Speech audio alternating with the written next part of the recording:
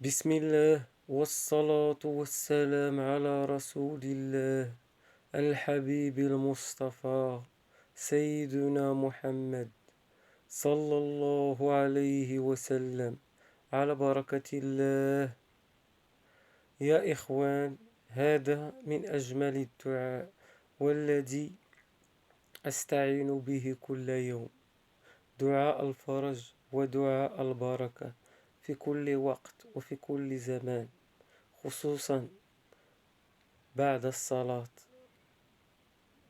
تكون دائما الاستجابة مدى اليوم 24 ساعة على 24. هذا الدعاء أبواب الرزق، يفتح أبواب الفرج، يجعلك لا تخص ماديا ولا معنويا ولا روحيا، ويجعل نفسيتك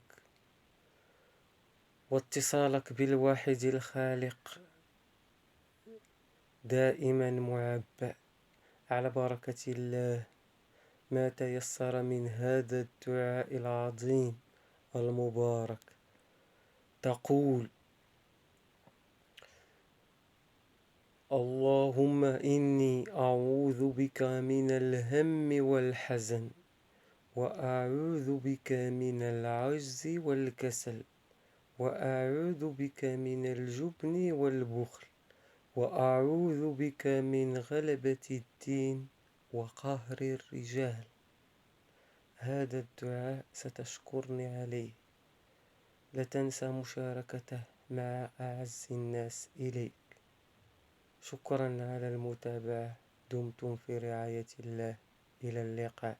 كان معكم أخوكم المتوحد إسلام.